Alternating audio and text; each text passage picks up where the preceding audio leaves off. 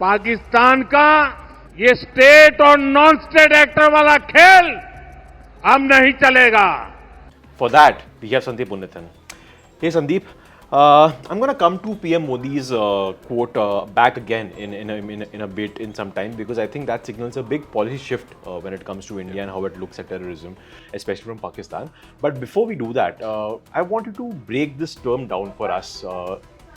On the face of it, it seems very simple. Yeah. But why do you have this term in the first place?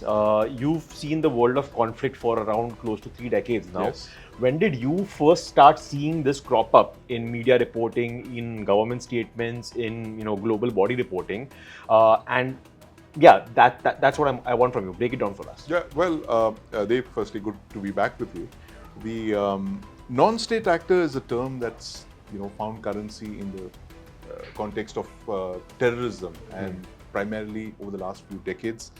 One of the biggest examples of a non-state actor, which is a non-state actor, is an organization, a militant group or a terrorist organization that does not have a state sponsor, which is independent, so to speak, but has significant impact on the world. And Al-Qaeda is possibly the most famous example of a non-state actor.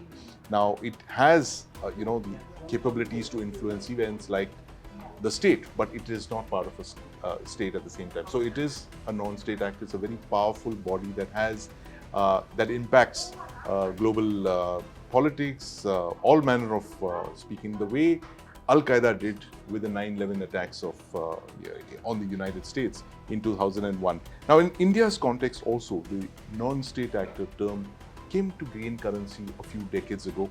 And it's very unique in our context, Dave, and it's very different from the Al-Qaeda model. Now, Al-Qaeda, as we all know, is the most famous example of the non-state. It didn't, while it lived, it resided in Afghanistan. It was sheltered by the Taliban 1.0.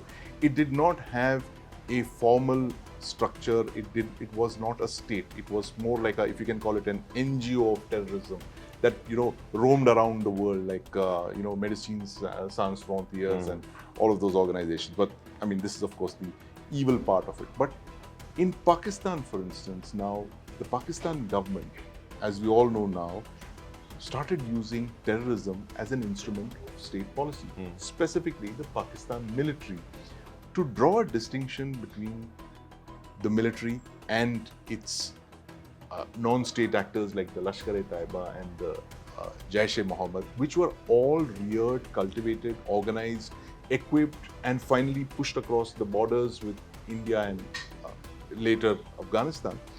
The Pakistan state worked out this very convenient, dual-faced approach. They used the logic of groups like ISIS, which succeeded Al-Qaeda and ISIS, to say that we have on Pakistani soil a number of these non-state actors over which the state has no control. No, that was completely disingenuous, because we know for a fact that, like I mentioned, LET, Jaish, these are all organizations that sprang from the state. These are not Al-Qaeda, this is not ISIS, this is not Abu Bakr al-Baghdadi, creating this organization in the badlands of Syria and Iraq. This is not Osama bin Laden creating Al-Qaeda in the badlands of Afghanistan.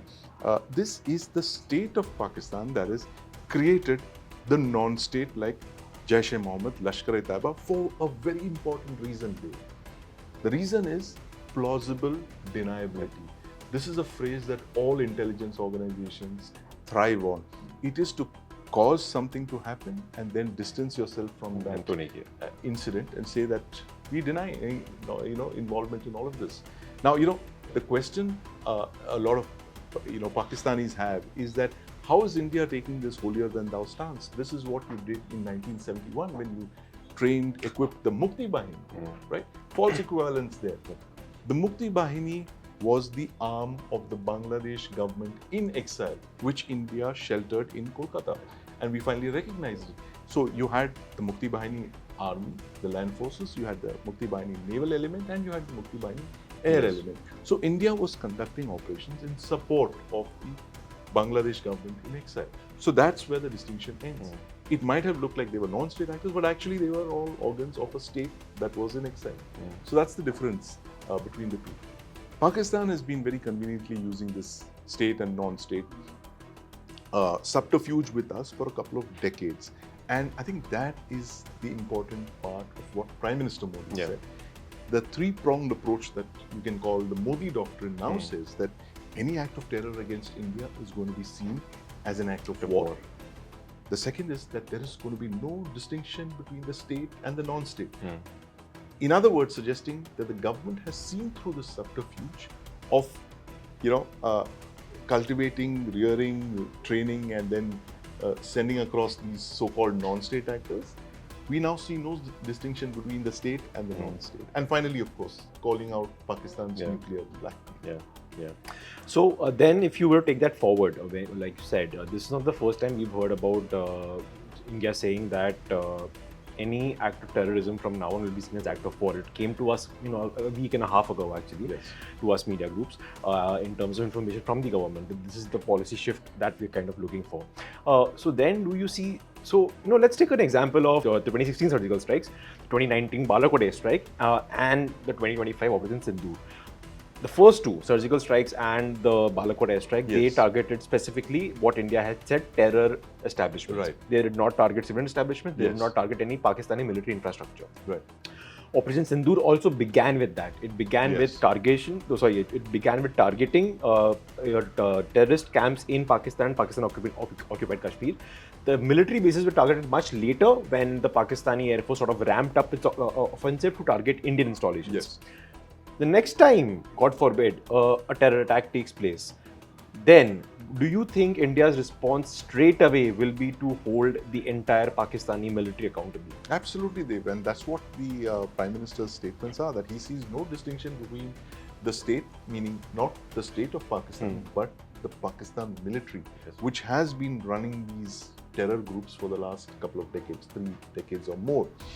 They learned that during the Afghan war, incidentally, between 1979 and 1988, when Pakistan became the base for the Western countries to fight this proxy war against Afghanistan and the Soviet occupation of Afghanistan. Now, what is going to happen in any future attack, depending, of course, on the intensities of the attack, is that India will look at the possible sponsors of this attack, their identities, and if it is traced back to the Pakistan military, which most of these attacks usually end up being traced back to the Pakistan deep state, it will act appropriately using military force, which is what they did in 2025 when they responded to the Pahalgam attack, which was a very, it was a very fiendishly plotted attack.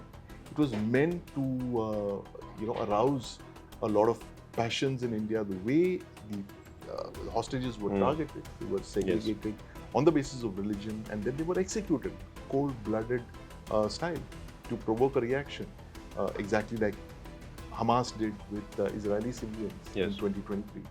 So this is going to be the government's policy on terror from now on. It looks like. Thanks, Sandeep. That was a quick take, and again, great insights from you. Thank you so much. Thanks for having me, Thanks, Dave. everyone.